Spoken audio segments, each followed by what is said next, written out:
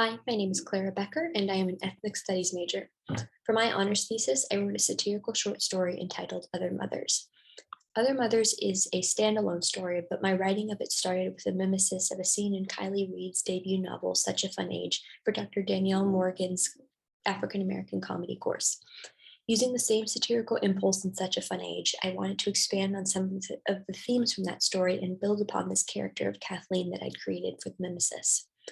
Other Mothers centers around an incident at a middle school dance where a white mother, Kathleen, dress codes a young Black female student named Mia, and an ensuing series of events causes more harm and attempts to hold Kathleen accountable for her actions. These are some of the critical texts I engage with as source material.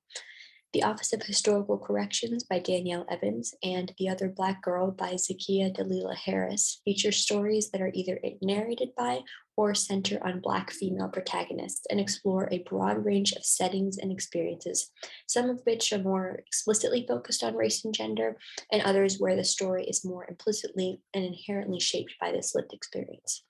I also drew on Monique W. Morris's research from her 2016 book Pushout in engaging with the hypersexualization and policing of Black female bodies and perceptions of increased culpability among young Black girls and women in school. Reading these texts helped me to think about how to touch on these and similar issues in a way that was authentic, nuanced, and did not become preachy or oversimplified.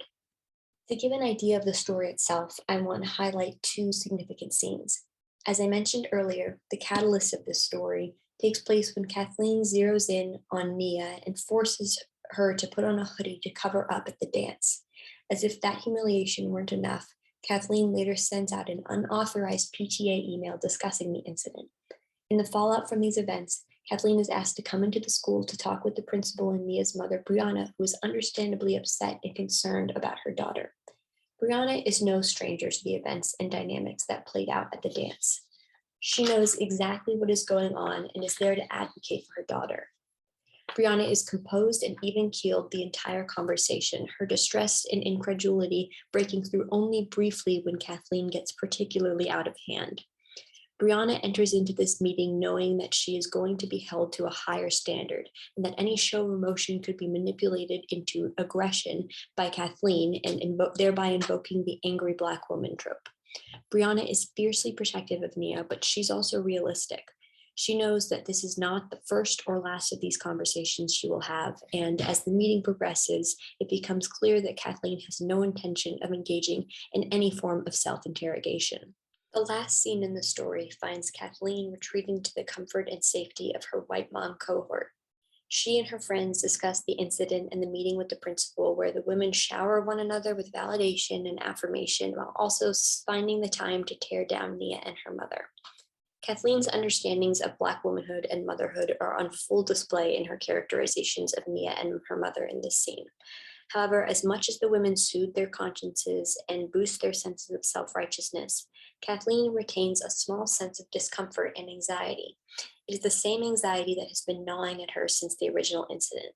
There is something in her that knows that despite her emphatic testimony, her actions were not coming from the benevolent maternal place she claims they were.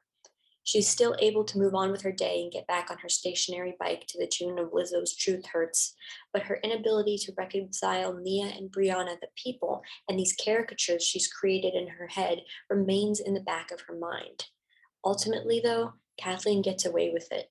She'll likely do it again, and the ending is unsatisfying and frustrating. Thank you so much for listening.